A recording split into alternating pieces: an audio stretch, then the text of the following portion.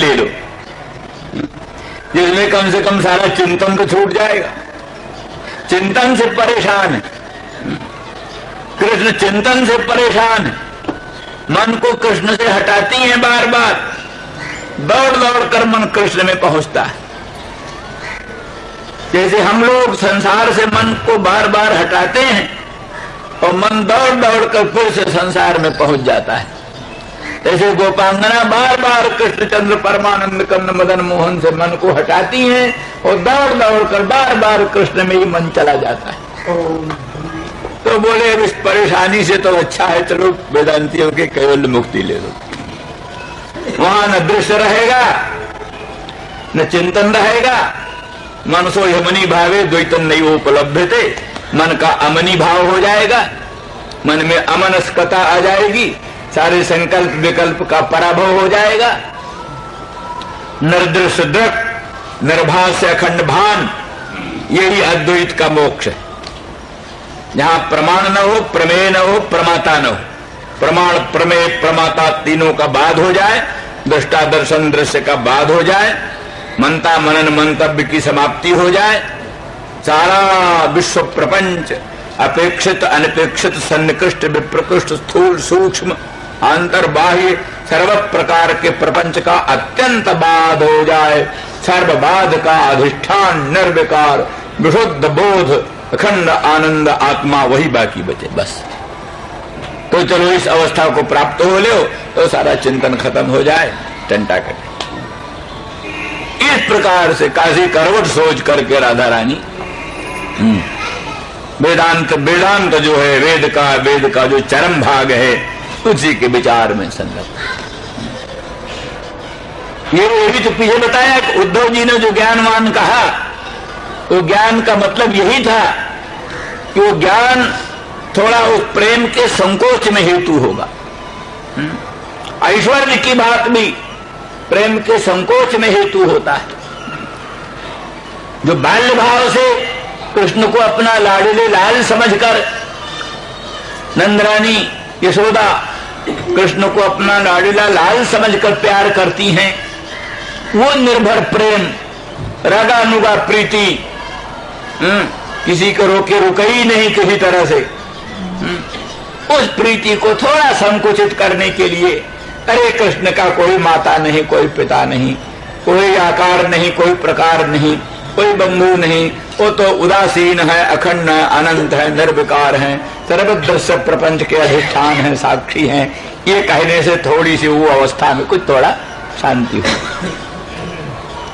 इसी तरह से गोपांगना जो कृष्ण को अपना प्राणनाथ प्रीतम पर प्रेमास्पद हृदयेश्वर मानकर उनके चरणारविंद में अपना सर्वस्व अर्पित किए, प्रतिक्षण उनके दर्शन के लिए लालायित उनके नेत्र हैं, अपने नयन के फूलों का पावड़ा डालती हुई भगवान के आगमन की बाट जो हो रही हैं, और वो करते करते निराश हो रही हैं, तो निराश होकर उनके मन में थोड़ा आश्वासन देने के लिए चलो निर्गुण निराकार निर्विकार की बात सुनाओ, इनको थोड़ा सा मन कुछ।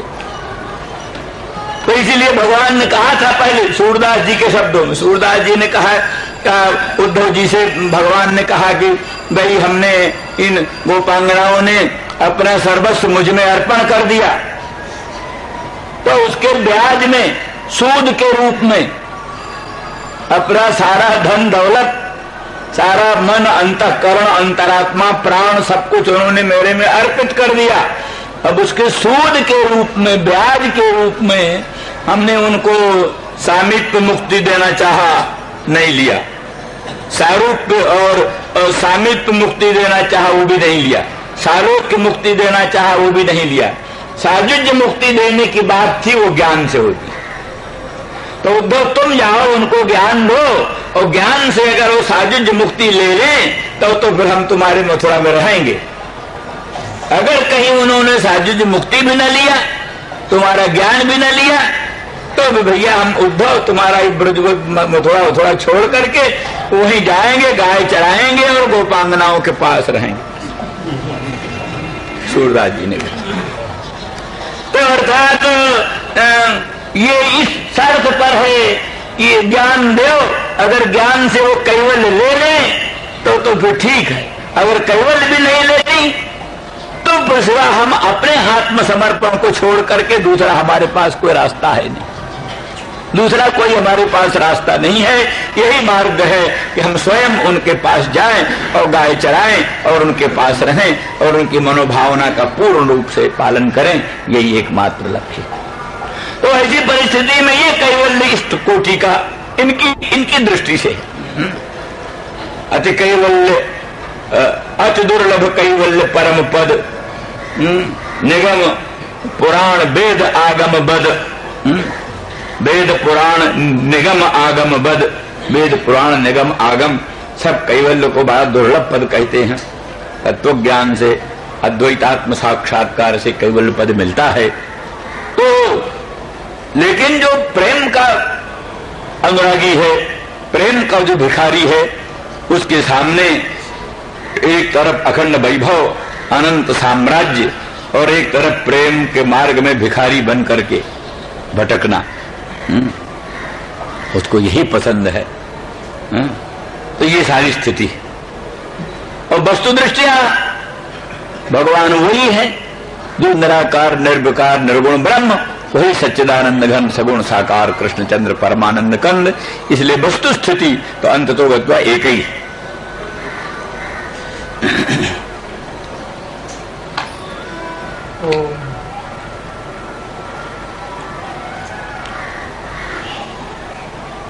शांति का और कोई मार्ग भी तो नहीं, इसलिए उद्धव जी ने अभी दूसरी बात की, प्रेम मार्ग में अशांति ही शांति, अशांति ही शांति। एक है प्रेम पत्तनम, प्रेम पत्तनम नाम का ग्रंथ है रसकोत्तंस का, रसकोत्तंस महात्मा हुए हैं बड़े त्यागी। तो उन्होंने कहा प्रेम पत्तन में, पत्तन माने एक नगर, जैसे पूना को पत्तन कहते पुण्य पत्तनम, पूना को पत्तन कहते पुण्य पत्तनम, ऐसे एक पत्तन होता, तो ऐसे एक प्रेम का पत्तन है प्रेम पत्तनम। तो प्रेम पत्तनम में कहते इस संसार से सब उल्टी चीज, इस संसार में जो चीजें हैं सब उल्टी उससे। यहां का जो दुख है वही वहां का सुख, जो यहाँ का सुख है वही वहां का दुख, जो यहाँ का धर्म है वही वहां का अधर्म है, जो यहाँ का अधर्म है वही वहां का धर्म है। सब इस संसार से विलक्षण, इस संसार में जो वस्तुएं हैं वो सब प्रेम पत्तन में उनसे विलक्षण। यहाँ का अंधकार वहां का प्रकाश, यहाँ का प्रकाश वहां का अंधकार, यहाँ का तम त्याज्य है वहां का तम ग्राह्य है। कहते हैं और जगह तो तम हे होता है, और गोपांगना कहते तम अंधेरा होगा। तो प्रीतम सम्मेलन के लिए अभिसारिका को प्रीतम के अभिगमन में तम अनुकूल है, अभिसारिका को प्रीतम के अभिगमन में तम अनुकूल है। कहते हमारे मथुरा के 24 लोग संकल्प पढ़ने लगे, तो भाद्रपद मास से कृष्ण पक्ष कहा क्या कह रहे हो चौबे जी, तो क्या नाम शुक्ल पक्ष है। अरे बोला तू क्या जाने, हमारे यहाँ कृष्ण पक्ष रहता है, यहाँ कृष्ण पक्ष रहता है, यहाँ कौन शुक्ल पक्ष होता है। तो भाव ये है कि प्रेम पत्तन की दशा, जो यहाँ की अशांति वही वहां की शांति, तो यहाँ का दुख है वही वहां का सुख है। इसलिए कहते हैं उनके दुख का एक कण, उनके दुख के एक कण के बराबर अनंत कोटि ब्रह्मांड का अनंत अनंत आनंद भी तराजू पर बराबर नहीं ठहरता। तौलने लगे तो तराजू के एक पल्ले पर भगवत विप्रयोग जन तीव्र ताप का एक कण धरे और अनंत ब्रह्मांड के अनंत अनंत आनंद को धर दें दूसरे पल्ले पर। तो भगवत विप्रयोग जन तीव्र ताप के एक कण में जो आनंद आता है वो अनंत ब्रह्मांड के अनंत अनंत आनंदों में भी वो सुख नहीं। ये बात कोई संकीर्ण नहीं है, विचार किया है अगर रोना अगर दुख है तो हनुमान जी वाल्मीकि रामायण क्यों सुने हर समय? वाल्मीकि रामायण तो सुनने में रोना ही होना होता है, और क्या होता है? उन्होंने वरदान मांगा है राम से वरदान मांगा है। चलते समय जिस समय राम ने कहा बोलो हनुमान क्या चाहते हो? बोले हम यही चाहते हैं, अभी आपके मंगलमय नामामृत का पान करते करते मुझे तृप्ति नहीं हुई, और आपका चरित्रामृत श्रवण करते करते तृप्ति नहीं। इसलिए जब तक चांद है, जब तक सूरज है, जब तक भागीरथी गंगा है, जब तक कुछ है, तब तक हम आपका गुणगण निरंतर श्रवण करें। तो भगवान ने वरदान दिया, गंधमादन पर्वत पर तुम रहोगे, अप्सराएं और गंधर्व तुमको वाल्मीकि रामायण गान कर करके सुनाएंगी, और तुम जो है सो आनंद से गुणगण सुनते रहना और नामामृत पान करते रहना। ये वरदान के रूप में पाया। और क्या करते रहते? निरंतर होते रहते हैं। जत्र जत्र रघुनाथ कीर्तनम तत्र तत्र कृत मस्तकांजलिम बाष्प बारी परिपूर्ण लोचनम मारुति नमत राक्षसांतकम। जहां जहां राघवेंद्र के परम पवित्र यश का कीर्तन होता है, हनुमान जी पहुंचते हैं बिना बुलाए, और सिर झुकाए हुए, अंजलि हाथ जोड़े हुए, आंखों में आंसू भरे हुए, कंठ को गदगद बनाए हुए, अंग अंग को रोमांच कंटकित बनाए हुए, और इस प्रकार से रामायण सुनते। तो अगर रोना धोना दुख होए, करुण रस अगर दुख होए, तो हनुमान जी उसको वरदान के रूप में क्यों मांगते? इसलिए उस करुण रस में बड़ी शांति हो। राम का चरित्रामृत रसास्वादन करते करते दो बूंद भी आंखों में आंसू के आ जाएं, तो बड़ी शांति प्राप्त होती है, बड़ा सुख प्राप्त होता है। ये आनंद, ये सुख ऐसा अद्भुत होता है कि दुनिया के किसी सुख में वो आनंद नहीं मिलता। इसलिए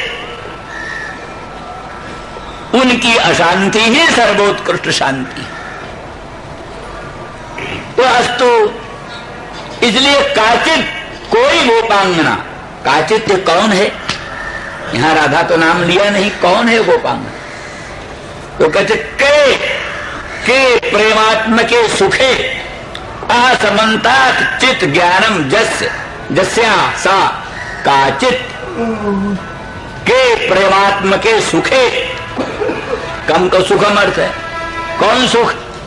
तो प्रेमात्म के सुखे, के प्रेमात्म के सुखे असमन्तात चित ज्ञानम जस्या सा काचित।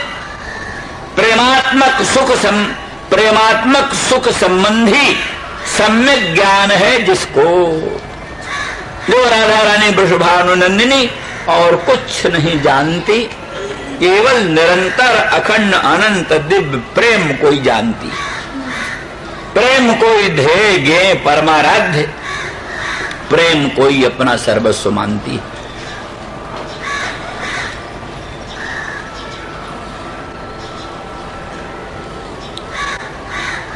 एकस्य श्रुतमेव लुम्पति मतिम, एकस्य श्रुतमेव लुम्पति मतिम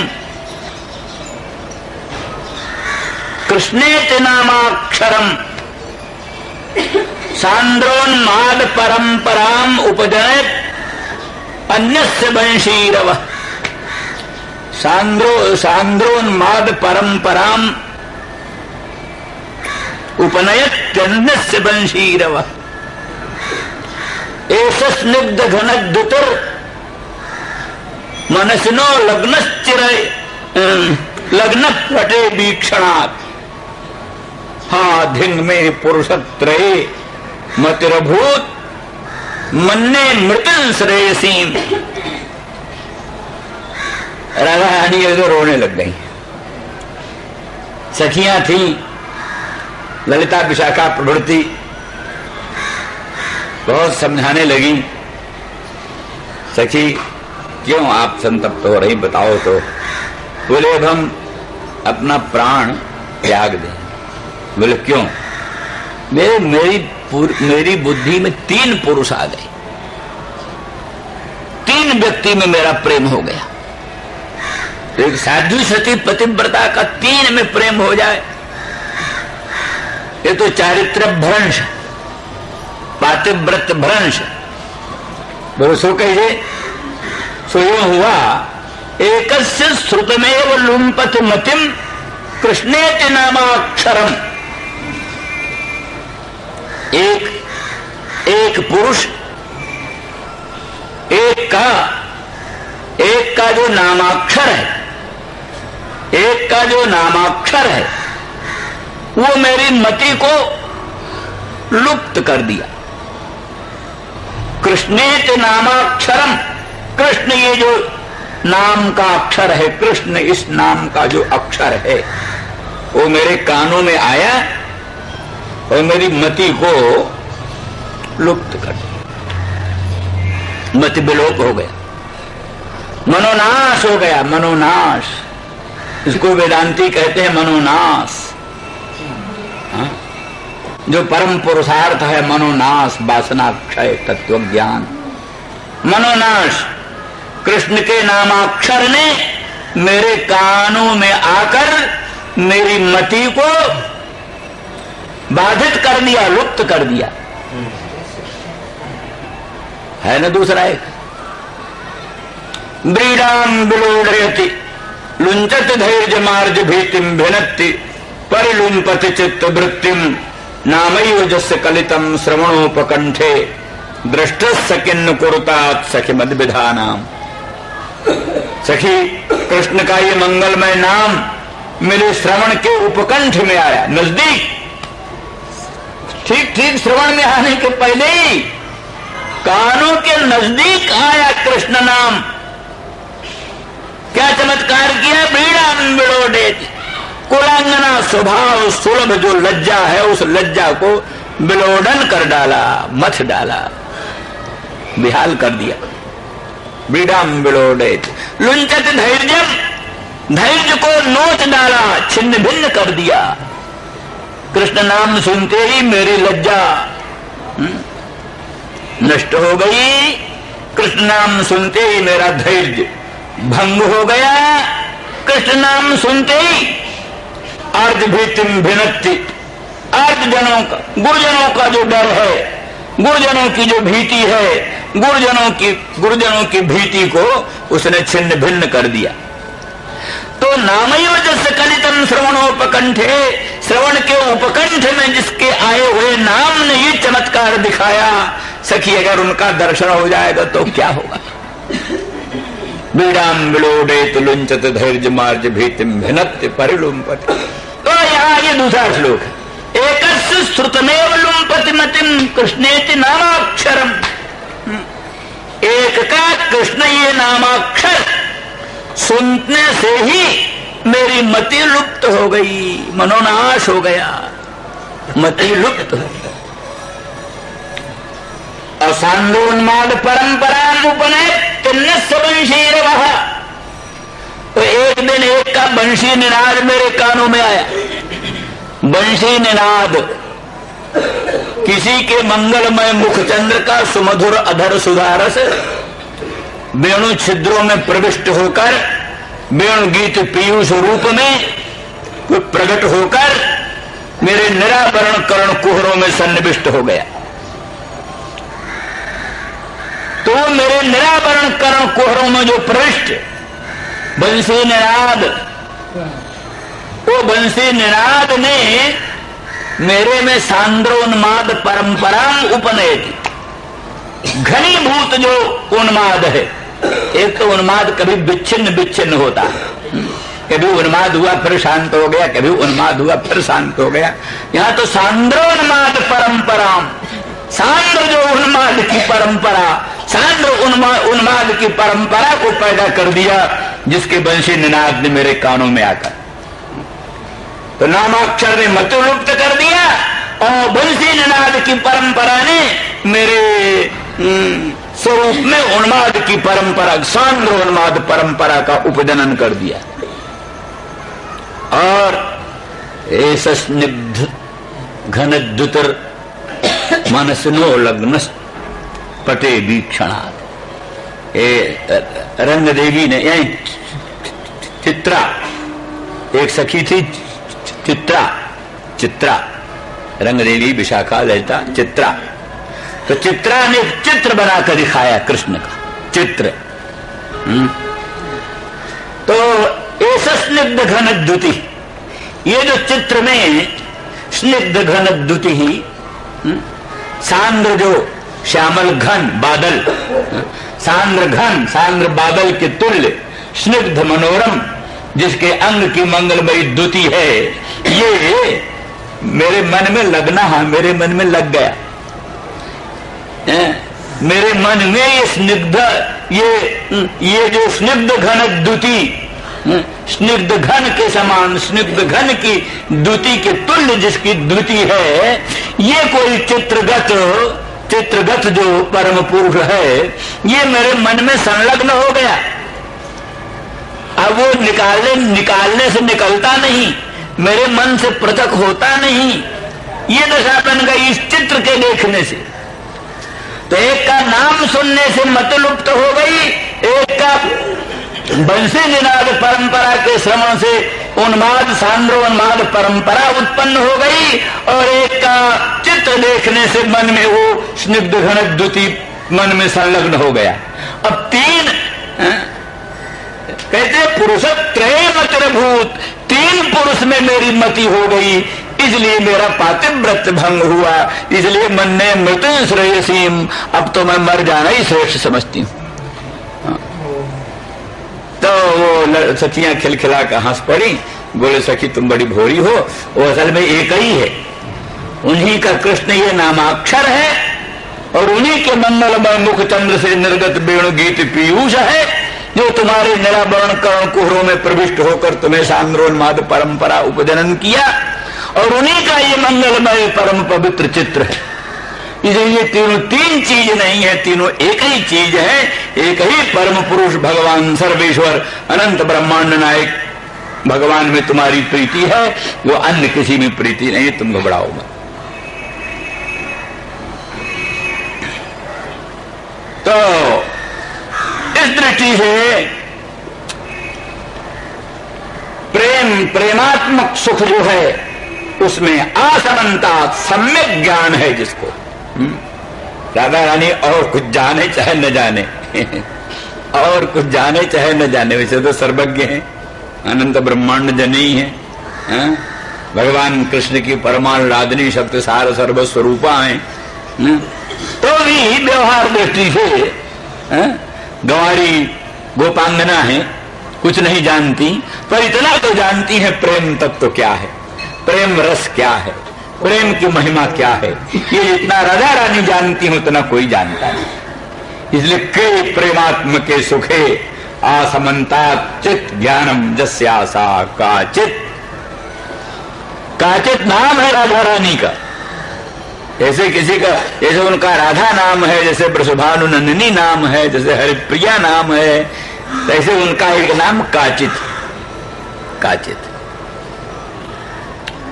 अथवा काचित का ही अर्थ है कम प्रेमात्मकम सुखम भक्त जनेषु क्षणे क्षणे आचिनोति अभिवर्धयति इति काचित, जो कि भक्त जनों में क्षण क्षण में प्रेमात्मक सुख को पैदा करती है, असमंता चयन करती है, संचय करती है। भक्तों के हृदय में प्रेमात्मक सुख को क्षणे क्षणे अभिवर्धमान करती हैं, उन राधा रानी का नाम काचित। इसलिए अगर प्रेम चाहो तो राधा रानी का भजन करो, बिना राधा रानी का भजन किए प्रेम नहीं मिलता। प्रेम की देवता राधा रानी है, वृषभानु नंदिनी है, इसलिए उनके भजन से ही प्रेम मिलता है। जो लिखा है गौर तेज परित्यज्य श्याम तेज समर्चयेत जपेत बाध्यायते बापी सभवेत पातकी शिवे। जो गौर तेज को छोड़ करके केवल श्याम तेज की पूजा करता है वो पातकी होता है। इसलिए गौर तेज सम्मिलित श्याम तेज की पूजा करो। गौर तेज से परिवेष्टित, जैसे दामिनी दूत पीतांबर परिवेष्टित कृष्ण हैं, जैसे गौर तेज सम्मिलित श्री कृष्ण हैं। गौर तेज जो राधा रानी वृषभानु नंदिनी उनसे सम्मिलित श्याम सुंदर कृष्णचंद्र हैं। इसलिए राधा रानी की पूजा करने से ही कृष्णचंद्र परमानंद कंद में अनन्य भक्ति प्रीति मिलती है। तो काचित वो अकस्मात वहीं एक मधुकर उड़ता उड़ता आ गया, भंवरा। काचिन मधुकरन दृष्टवा, वो काचित जो है राधा रानी ब्रजवानंदिनी, देखा अकस्मात वहां कोई मधुकर है, मानो श्री कृष्णचंद्र परमानंद कंद ही। राधा रानी का जो चित्र जल्प है, चित्र जल्प को प्रत्यक्ष सुनने के लिए, वैसे तो है ही है सदा राधा रानी के पास में, परंतु राधा रानी का चित्र जल्प श्रवण करने के लिए मधुकर रूप धारण करके आ गए। अथवा अपनी प्रेरणा से एक मधुकर को भेजा है, जिससे कि उस मधुकर के दर्शन से राधा रानी में कोई विचित्र भाव उत्पन्न हो और उस भाव का अनुभव, उस भाव का दर्शन उद्धव को मिल जाए। उद्धव को असल में भगवान बड़ी कृपा करके उद्धव को भेजा। उद्धव को परम कृपा भगवान की है, परम कृपा पात्र उद्धव है, इसलिए उद्धव को ब्रजांगनाओं के चरणों में भेजा। ब्रजांगनाओं के चरणों में जाकर उनका चरण रज स्पर्श करके उद्धव कृतकृत्य हो जाएंगे। उनका ज्ञान विज्ञान पूर्ण रूप से परिनिष्ठित हो जाएगा। भक्त रस परिप्लुत ज्ञान विज्ञान ही वास्तविक ज्ञान विज्ञान है। महाराज सुखदेव जी महान ज्ञान विज्ञान परिनिष्ठित थे, पर महान प्रेमी भी थे। सनकादिक महान ज्ञान विज्ञान परिनिष्ठित थे, पर साथ ही भगवान के अनन्य भक्त भी थे। वशिष्ठ महाराज जो जोग वाशिष्ठ का उपदेश करने वाले, उनसे अधिक ज्ञान विज्ञान संपन्न कौन होगा। परंतु उन्होंने कहा ये पुरोहिती कर्म बड़ा निंदित था, हम नहीं लेना चाहते थे। परंतु ब्रह्मा जी ने कहा अरे बेटा, तू पुरोहिती कर्म रघुवंश का पुरोहित बनेगा तो रामचंद्र तेरा पांव धोएंगे। परमात्मा रामचंद्र प्रकट होंगे, वो तुझको गुरु मानेंगे, उनको तुझे विद्या पढ़ानी पड़ेगी और सब बड़ा बड़ा भाग्य होगा, लोकोत्तर सौभाग्य मिलेगा। तो ये समझ करके मैंने पुरोहिती कर्म को ले लिया। तो इसलिए वशिष्ठ महाराज जहां ज्ञान विज्ञान के पारंगत पारदर्शवा महामुनीन्द्र महात्मा है, तहां रामचंद्र भगवान के प्रेम में तल्लीन। जनकादि महाज्ञान विज्ञान संपन्न, वो भी भगवत प्रेम में परिप्लुत है। इस तरह से ज्ञान विज्ञान बड़ी ऊंची चीज है, छोटी नहीं है, लेकिन उसके साथ अगर प्रेम तत्व लग जाए तो फिर प्रेम संपन्न ज्ञान विज्ञान बड़े महत्व की चीज होती है। सो राम प्रेम बिनु सोहन ज्ञाना, कर्णधार बिनु जिम जल जाना। सो सब धर्म कर्म जरि जाऊ, जहान राम पद पंकज भाऊ। जोग कुजोग ज्ञान अज्ञानु, जहान राम प्रेम परधानु। ये सब सिद्धांत है। कई सब दृष्टियों से काचित राधा रानी ने वो मधुकर देखा। मधुकर काचिन मधुकरन दृष्टवा, कैसा मधुकर है, जैसा कृष्ण का रूप वैसा ही रूप मधुकर का। मधुकर की नीलिमा बड़ी सुंदर होती, नजदीक से देखो नीलिमा, नीला काला नहीं होता, मधुकर काला नहीं होता। नजदीक से देखो, ध्यान देकर देखो, ये ध्यान से देखो कि मधुकर का रूप कैसा है, कृष्ण का रूप कैसा रहा होगा और मधुकर का रूप कैसा है। इस अभिप्राय से देखो तब पता चलता है। तो श्यामल स्वरूप है मधुकर का और पंख पीला। कई मधुकर का पंख पीला होता है, तो मानो जैसे कृष्ण का पीतांबर, जैसे उनका पीला पीला पंख। कृष्ण का दामिनीदूत विनिंदक पीतांबर, उस मधुकर का पीला पंख। और कृष्ण का जैसे ओष्ठ अरुण, तैसे उसका मुख भी अरुण, लाल अरुण। कृष्ण का अधर जैसे अरुण है, तैसे उसका भी अरुण है। और कृष्ण के बंशी का निनाद जैसे बड़ा मधुर है, ऐसे उसका गुंजार भी बड़ा मधुर, उसका गुंजारव बड़ा मधुर, ऐसा संगीत गाता है मन मोहित हो जाता है, भ्रमर। तो वो ऐसे मधुकर को देखा, काचिन मधुकरं दृष्ट्वा ध्यायन्ती कृष्ण संगमम। वो ध्यान में थी, मानसिक ध्यान में थी, ध्यान में देखती थी भगवान श्याम सुंदर ब्रजेंद्र नंदन मदन मोहन श्री कृष्णचंद्र उनके साथ, राधा रानी वृषभानु नंदिनी। वो तो स्फूर्ति में स्वप्न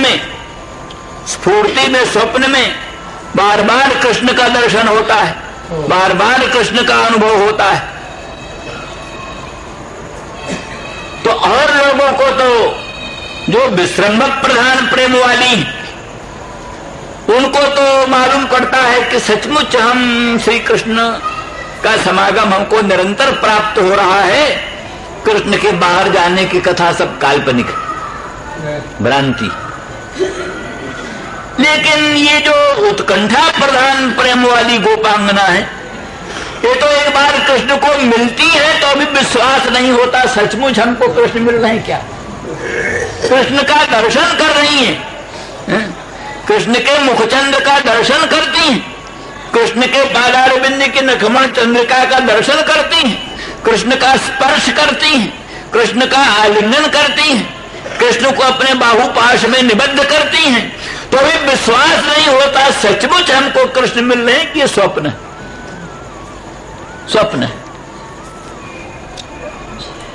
उत्कंठा प्रधान प्रेम की हाल, इसीलिए तो मिले ही रहत मानो कबहु मिले ना, सदा मिले रहते हैं। राधा रानी को उनके प्राणनाथ प्रीतम पर प्रेमास्पद कृष्ण सदा मिले रहते हैं, पर प्रतीत होता है मानो कबहु मिले ना, मानो कबहु मिले ही नहीं। अर बरात निषिदिन मिलिबे को मिले ही रहत मानो कबहु मिले ना। तो उत्कंठा प्रधान प्रेम की एक अवस्था है, एक वैचित्री अवस्था होती है, जिसमें कि भ्रम के तुल्य भ्रमाभा वैचित्री अवस्था होती, भ्रम के तुल्य होती है, भ्रम जैसा होता है वैसा ही होता है, भ्रम के तुल्य।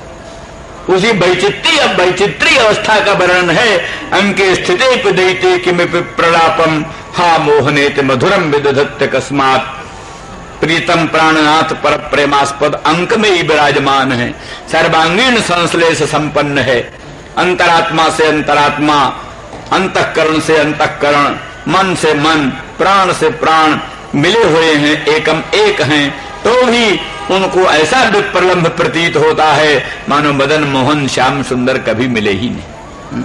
कोई सुनता है उसके विरह जन तीव्रता के उद्गारों को तो समझता है इस बिरहिणी को इसके प्राणनाथ प्रियतम जुग जुगांतर में कल्पांतर में कभी मिले ही नहीं। तो वो ध्यायन्ती कृष्ण संगमम, कृष्ण के संगम का ध्यान करती हुई मनसा श्री कृष्ण के संगम का अनुभव करती हुई और अकस्मात मधुकर को देखती है। मधुकर को देख करके प्रिय प्रस्थापितं दूतम कल्पयित्वेदम अब्रवीत, कल्पना करती है मेरे प्राणनाथ ने, मेरे प्रियतम ने मुझे आश्वासन करने के लिए अपने एक दूत को भेजा। ये भ्रमर नहीं है, ये मधुप नहीं है, मधुकर नहीं है, ये मेरे प्रियतम प्राणनाथ का भेजा हुआ दूत है। ये मुझे आश्वासन करने के लिए आया या मुझे मनाने के लिए, मेरा मान निराकरण करने के लिए, मुझ मानने का मान निराकरण करने के लिए प्राणनाथ का भेजा हुआ ये दूत है। इसलिए प्रिय प्रस्थापितम दूतम कल्पयित्वेदमब्रवीत, प्रिय प्रस्थापितम प्रेषितम, प्रिय प्रस्थापितम, प्रिय से प्रेषित प्रस्थापित दूत समझ कर दूत की कल्पना करके इदम अब्रवीत बोली। अब फिर विशेष बात कल होगी।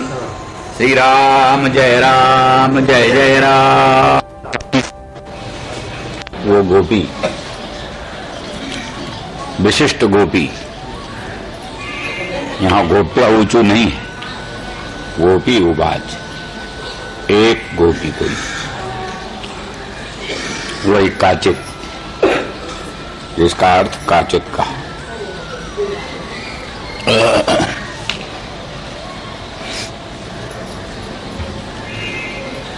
वही काचित गोपी।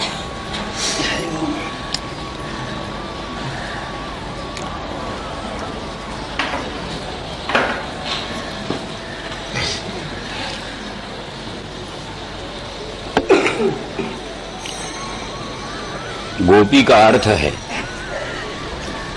जो अपने भावों को, दो बात है, एक तो गोपी का अर्थ सरल सुगम। नागरिक स्त्रियां जो होती हैं, चाहे नागरिक पुरुष चाहे नागरिक स्त्रियां, वो इतने सरल और स्वच्छ हृदय के नहीं होती, उनमें बहुत जाल पौरे भरा रहता है। नागरिक स्त्रियों में, नागरिक पुरुषों में। लेकिन जो ग्राम्य जन हैं, ग्रामों में रहने वाले, वे अधिक सरल और अधिक स्वच्छ हृदय के होते हैं। अभी गत दिनों तक पहाड़ की यात्रा हम लोग करते थे, वहां वस्तुओं को छिपाने की जरूरत नहीं पड़ती थी। किसी चट्टी पर कोई चीज अगर भूल गई तो दूसरे दिन तीसरे दिन फिर आओ तो वहीं मिल जाए, कोई उसके लिए खतरा नहीं होता था। और बड़ा से बड़ा मालटाल लेकर के पहाड़ी कुली सामान लेकर चलते थे, उनसे कोई खतरा नहीं होता था। तो माने जहां ये रेल का और मोटरों का प्रपंच नहीं फैला हुआ है, वहां अब भी बहुत कुछ सरलता है, सरलता।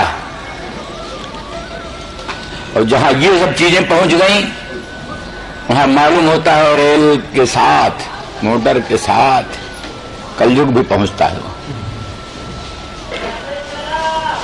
तो कहने का अभिप्राय कि गांव के रहने वाली, गोष्ठ की रहने वाली गोपी, वो जितना सरल स्वच्छ हृदय से भगवान का चिंतन करती है, भगवान को प्राप्त करती है, इतनी सामर्थ्य अन्य लोगों में नहीं।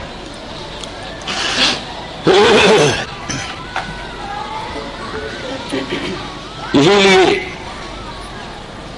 यदुपति कृष्ण हैं, गोपेंद्र कुमार नहीं रह गए, यदुपति कृष्ण हैं, ये भी एक कृष्ण पर आक्षेप किया। कृष्ण पर ये भी एक आक्षेप है, वो गोपेंद्र कुमार पद से यदुपति हो गए, यादवेंद्र हो गए। अब सरल सुगम स्वच्छ हृदय के जो भक्त हैं, उनका स्थान उनके हृदय में नहीं रहेगा, ये उन पर आक्षेप। दूसरी बात, गोपी माने अपने दुर्लभ प्रेम को छिपाने वाली। छिपाना भी गोपी शब्द का अर्थ है। गोपन, गोपन क्रिया, छिपाने की क्रिया। कोई धन को, साधारण धन को छिपा कर रखता है, साधारण धन को छिपा कर रखता है, सब न जाने। जो परम धन है, निर्जन सर्वस्व है, श्रुतियों का गुप्त वित्त है। तो कहते हैं पुण्यभूतम प्रेम गोपांगनानाम मूर्तिभूतम भागधेयम यदूनाम, और एक ही भूतम गुप्त वित्त श्रुति नाम। श्रुतियों का जो गुप्त वित्त छिपा हुआ जो धन है श्रुतियों का, वेदों का, वही कृष्णचंद्र परमानंद कर्ण मदन मोहन ब्रजेंद्र नंदन के रूप में प्रकट हुआ। बोलिए भगवान जी। तो इसलिए उस गुप्त वित्त का परम दुर्लभ धन को छिपा कर रखना, ये इनका काम। वो भी और तद विषय जो प्रेम है उस प्रेम को भी छिपाती, प्रकट नहीं होने देती, उस प्रेम को छिपा कर रखती। इसलिए गोपी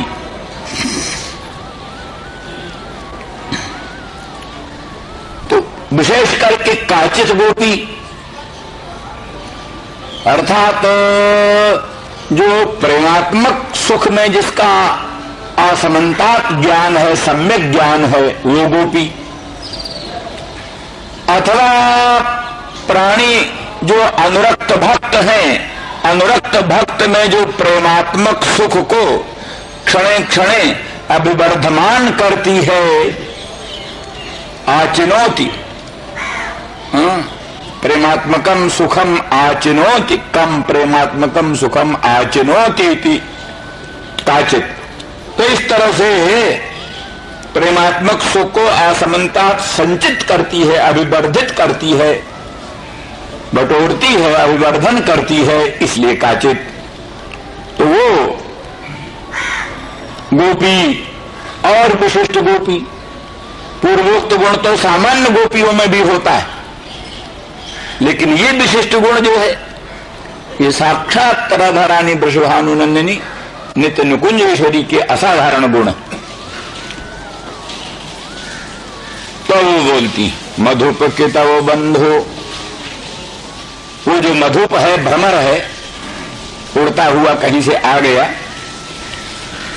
उसको देख करके और ध्यायन्ती कृष्ण संगमम। अभी अभी स्फूर्ति में एक भावना में स्फुरण होता है, भावना जनित जो प्रतीति होती है,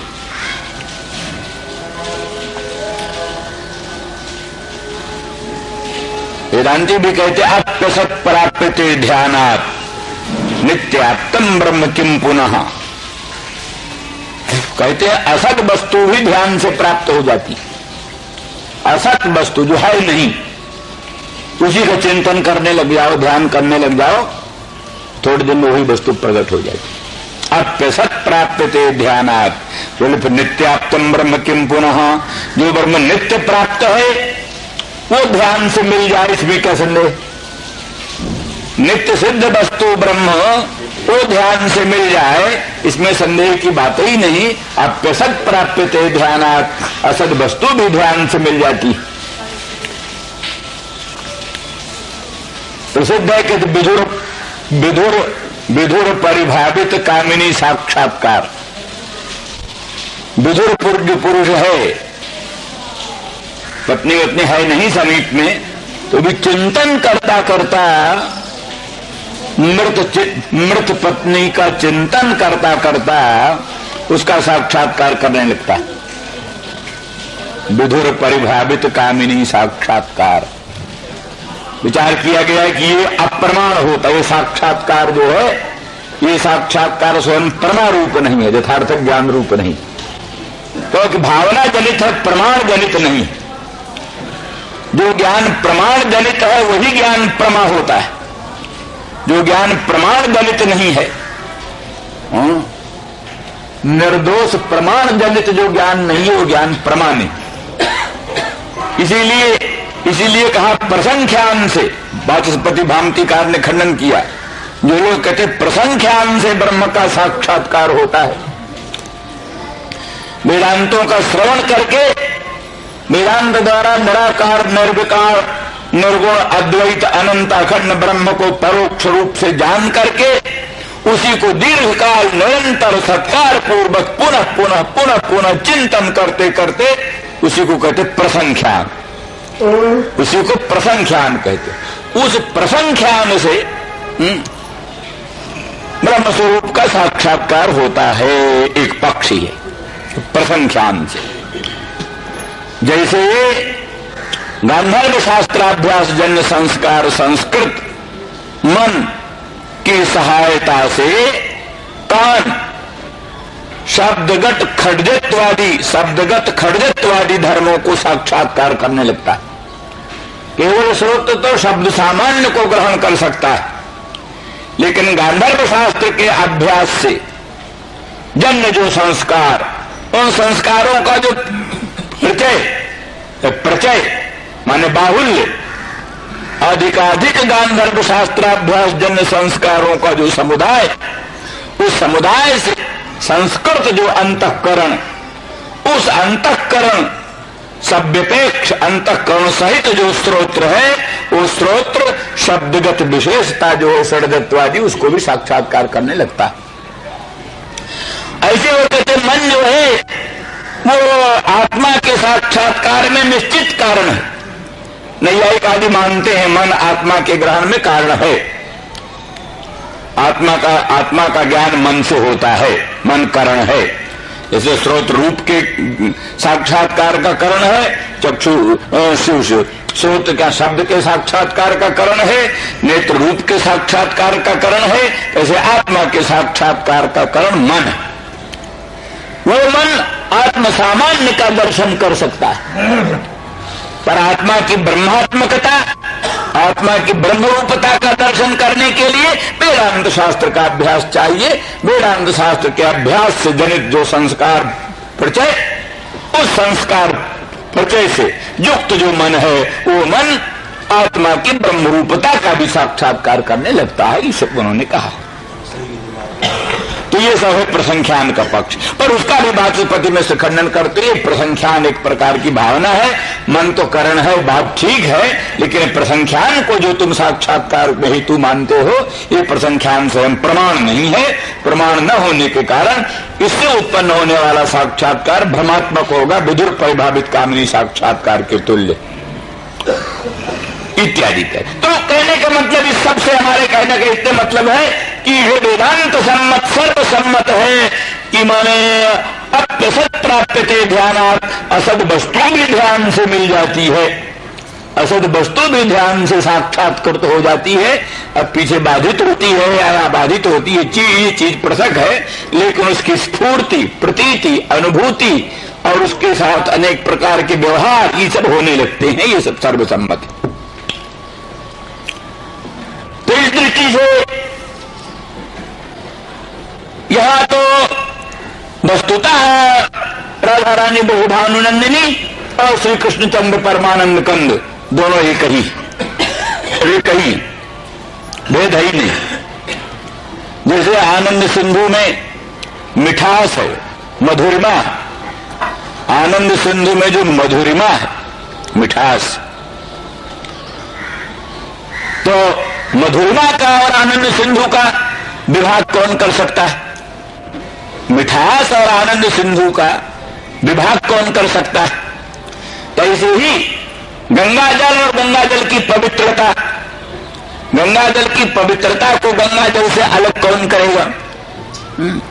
उसी तरह से आनंद सिंधु सच्चिदानंद घन कृष्ण में उसके माधुर्य सार सर्वस्व की अधिष्ठात्री राधा रानी को उनसे भिन्न किया नहीं जा सकता। तो ऐसी परिस्थिति में राधा रानी को भगवान के द्वारा, भावना के द्वारा श्री कृष्ण का साक्षात्कार हो, श्री कृष्ण की अनुभूति हो, इसमें कोई संदेह को अवकाश ही नहीं। तो ये ध्यायन्ति प्रिय संगमम, वो राधा रानी और विस्फूर्त बसात, भावना विशेष बसात श्री कृष्ण का संगम अनुभव कर रही थी, श्री कृष्ण का दर्शन कर रही थी। तो ध्यायन्ति कृष्ण संगमम,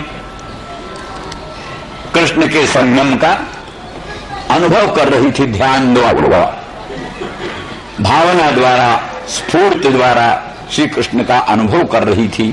श्री कृष्ण के अनंत सौंदर्य माधुर्य का रसास्वादन कर रही थी, मुखचंद्र के सौंदर्य माधुर्य का रसास्वादन कर रही थी। समझ लीजिए कि भावना मेरी मानो कृष्ण अंतर्हित हो गई, कृष्ण दूर चले गए। अब कृष्ण का ध्यान कर रही है कि कब कृष्ण मिलेंगे, मदन मोहन श्याम सुंदर ब्रजेंद्र नंदन वे प्राणनाथ प्रभु कब मिलेंगे। इस प्रकार की उत्कंठा के साथ उनके सम्मेलन की भावना कर रही है। इतने ही में उसको स्फूर्ति होती है कि मानो कृष्णचंद्र परमानंद का मदन मोहन मथुरा चले गए,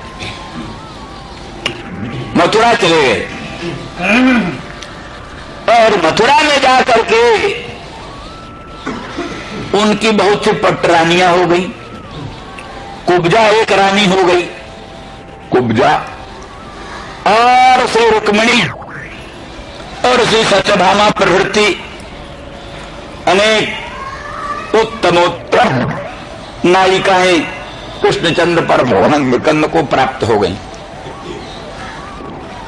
अब वो ध्यायन्ति कृष्ण संगमम माने अभ्यस्याः अन्यासाम्बा जब कृष्ण संगम तम ध्यायन्ति। अन्य जो नायिकाएं हैं, अन्य नायिकाओं का जो श्री कृष्णचंद्र परमानंद कंद का संगम, उस संगम का ध्यान करने लगी। इतने ही में उसकी बुद्धि में सामने आ गया भ्रमर, भ्रमर आ गया मधु। तो उसको कल्पना होती है कि मानो श्याम मदन मोहन ब्रजेंद्र नंदन उन नागरी स्त्रीजनों से असंतुष्ट होकर और हमारा ही मान मनाने के लिए, हमको पुनः प्रसन्न करने के लिए एक दूत भेजा। ये दूत है, ये मधुकर नहीं है, भ्रमर नहीं है, मेरे श्याम सुंदर, मेरे प्राणनाथ प्रियतम भगवान श्री कृष्णचंद्र का ये दूत आया, मनाने के लिए हमको आया। इसलिए प्रिय प्रस्थापितम दूतम कल्पयित्वेदम अब्रवीत कब कहा।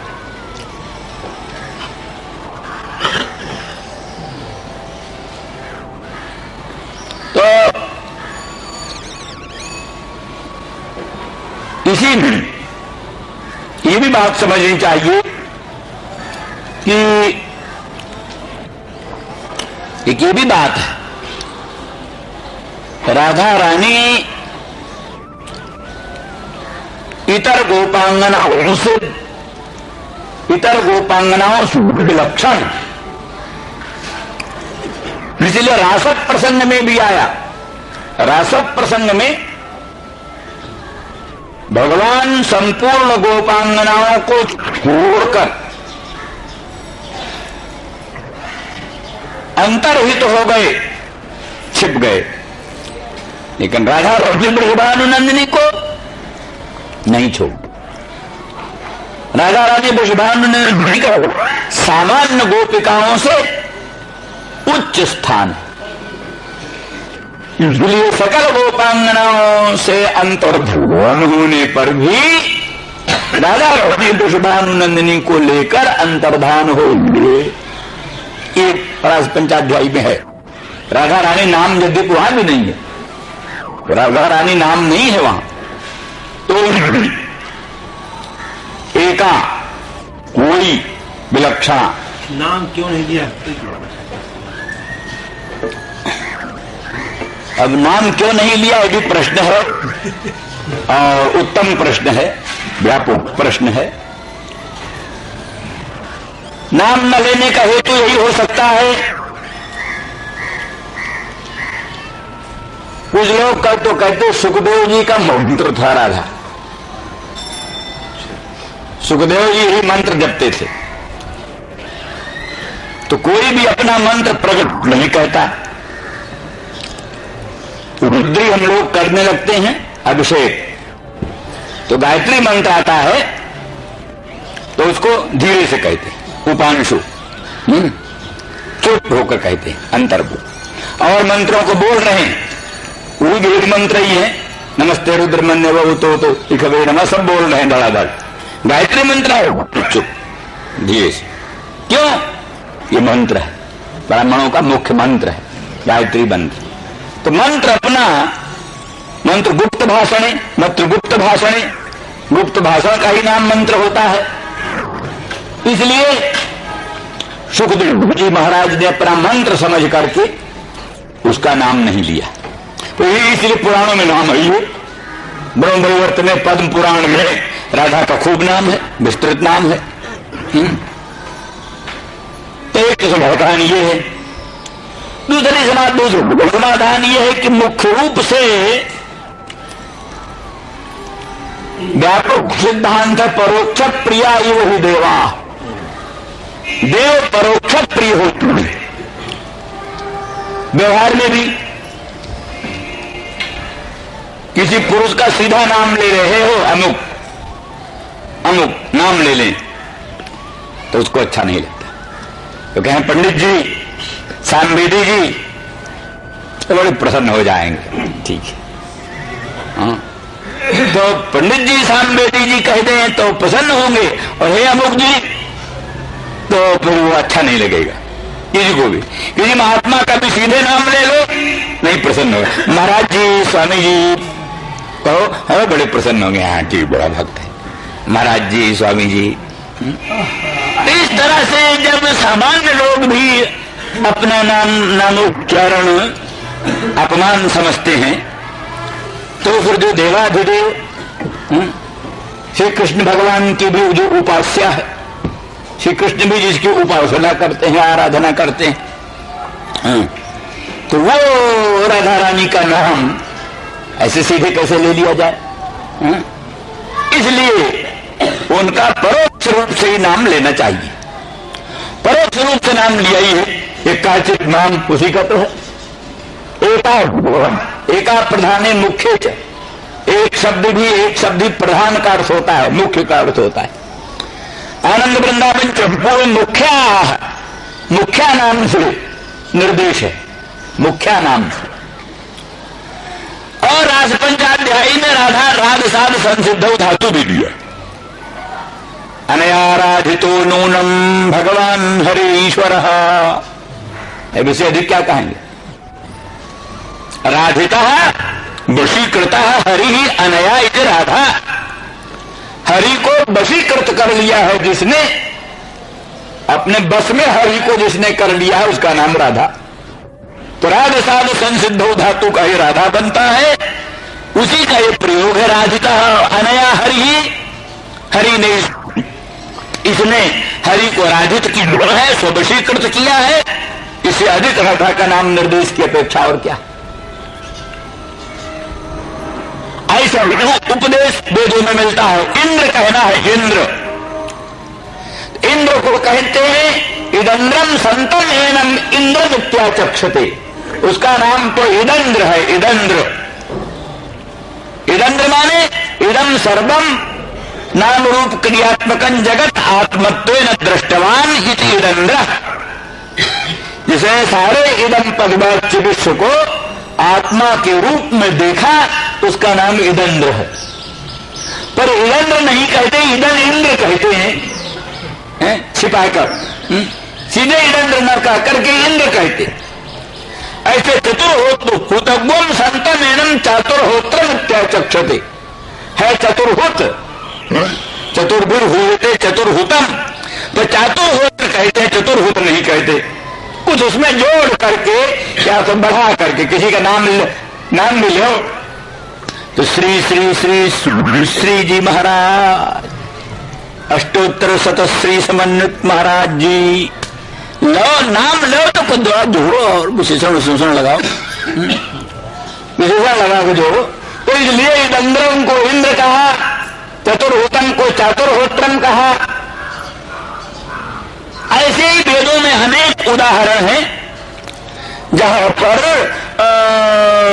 किसी उच्च देवता का नाम निर्देश तो करते हैं, लेकिन उसको परोक्ष रूप से करते हैं, प्रत्यक्ष रूप से नहीं करते, क्योंकि कहते प्रत्यक्ष द्वेषः, प्रत्यक्ष से द्वेष करते हैं देवता, प्रत्यक्ष नामोच्चारण से द्वेष करते हैं, इसलिए प्रत्यक्ष नाम नहीं लेते। इसीलिए राधा रानी का नाम सीधा न लेकर के राधिता वशीकृत हरि अनयायित राधा। कुछ लोग कहते सकंधवादित्वात् पर रूप मान करके शकंधु शकंधु, उसी तरह से राधाम इतः राधिता, राधाम बीच में है सुस्पष्ट ही राधा है, राधाम इतः गता हरि च राधिता, इस तरह से राधा नाम सुस्पष्ट ही आ जाता है। और एक जगह एक भक्त ने और कहा राधावंतो महाभटा, तो है वहां पर अवल में आधावंत है, लेकिन बीच में रहा विसर्ग, और विसर्ग से संधि हुए रा बन गया, तो बोले राधावंत, बोले राधा उपास्यत्वेन अस्ति एसाम इत राधावंत, राधा है उपास्य रूप में जिसका, वो राधावान। तो राधावान जो लोग जो महाभट हैं वो बड़े वीरता के साथ लड़ रहे थे, क्योंकि राधा उनके हृदय में थी। इस तरह से भागवत के भी अनेक शब्दों से राधा शब्द की उत्पत्ति का, राधा शब्द के वर्णन की बात आती है। तो वास्तु कहने का अभिप्राय यहाँ तो प्रसंगानुसार यही है कि वो राधा रानी रास पंचाध्यायी में भी उनका एक विशिष्ट अस्तित्व है, एक पृथक अस्तित्व है, सामान्य गोपांगना जनों से पृथक अस्तित्व है। इसलिए सामान्य गोपांगनाओं को छोड़ करके और राधा रानी को लेकर भगवान कृष्ण अंतर्धान हुए, फिर आगे चल करके उसको भी छोड़ा। ये चीज पृथक है। वो माननी हो गई राधा और कहने लगी नय माम जत्रते मनः, अब हमसे चला नहीं जाता, अब आप कहीं चलना चाहते हो तो मुझको लेकर चलो, अंक में लेकर चलो, गोद में लेकर चलो। तो भगवान ने कहा तो गोद में लेकर क्या चलें, कंधे पर बैठ जाओ। बोले हाँ ठीक है। बैठे कृष्ण जी, जब उसने कंधे पर बैठने के लिए जैसे उठाया पांव, देखा तो कृष्ण ही नहीं, अंतर्धान। अब रोने लग गई, विलाप करने लग गई। इतने फिर गोपांगनाएं आती, गोपांगना आती हैं, देखती अरे ये तो पहले तो बड़ी बड़ी प्रशंसा कर रही है, धन्य है, कोई धन्य हो अमी आल्यहा, ये गोपांगना आलियो धन्य है कि जो का परत, जो कि अकेली कृष्ण को लेकर के और कृष्ण भगवान की सेवा कर रही है और उनके अनंत सौंदर्य माधुर्य का रसास्वादन कर रही है। और वो देखती हैं गोपांगनाएं कि कृष्ण भी चल रहे हैं और उनके साथ साथ राधा रानी का चरण चिन्ह है, कृष्ण का चरण चिन्ह है, कृष्ण के चरण चिन्ह के साथ साथ राधा रानी का चिन्ह है, चरण चिन्ह है। उस चरण चिन्ह को देख करके कल्पना करती हैं ये कोई दूसरी गोपांगना। तो जब यहाँ देखा वो विलाप कर रही कृष्ण के विप्रयोग जन तीव्र ताप में संतप्त हो करके, तब सब उसको मिल गई और मिल करके समान सुख दुख वाली हो करके सबने मिल करके गोपी गीत के द्वारा भगवान की प्रार्थना किया, भगवान की स्तुति किया, तो भगवान प्रकट हुए। तो अर्थात सामान्य गोपांगना जनों से राधा रानी की एक विशिष्ट स्थिति है। यहां भी राधा रानी समझती है और गोपांगनाओं के लिए तो भगवान ने उद्धव दूत भेजा है, हमारे लिए इस मधुकर को असाधारण दूत भेजा है। हमारे लिए जो सर्वसाधारण गोपांगनाओं के लिए दूत है वही हमारे लिए नहीं है, हमारे लिए एक विशिष्ट दूत है। इसलिए मधुकर जो है, ये मधुप जो है, वही हमारे लिए दूत बन करके आया है। कृष्ण ने इसको विशेष करके मेरे लिए भेजा। इसमें इस तरह से उसमें दूतत्व की कल्पना करके मधुकर को दूत समझ करके और बोलती है मधुप की तव बंधो मास प्रशांघिम। तो हे मधुप, मानो वो मधुप मड़राता हुआ, गुंजार करता हुआ राधा रानी के चरणों पर चरणों को छूने का यत्न करता, राधा रानी के चरण स्पर्श का यत्न करता। तो कहती हैं, हे मधुप अंघ्रिम मां स्पृश। हे मधुप, तू हमारा चरण स्पर्श मत कर, चरण स्पर्श मत करे। क्यों? तो तू मधुप है, मधु मध्यम, पातीत मधुपहा। मधु माने मध्य के हैं, शराब सुरा मध्य। तो मधु पिबतीत मधुपहा तत्समुद्धो हे मधुपो, तू मधुपान करता हो। वैसे पंकज जो कमल है, पंकज में जो मकरंद है वो भी आसव समझा हुआ था। आसव माने मादक। तो भ्रमर उससे भी मत्त हो जाता। अरविंद मकरंद पान करके भ्रमर मत्त हो जाता है। इसीलिए श्रीधर स्वामी जी ने वर्णन किया, भगवान कृष्णचंद्र परमानंद कंद के मुखार बिंद पर, मुख कमल पर श्यामल सचिक्कण कुंचित अलकावली विराजमान है। मुख कमल पर अलकावली, अलक माने बाल जो है, ये बाल कृष्णचंद्र के मुख कमल पर विराजमान है। तो कहती है क्या है? कहते हैं ये बाल नहीं है, अलक नहीं है, किंतु अलिकुल माला माने भ्रमर वृंद, भंवरों का समुदाय।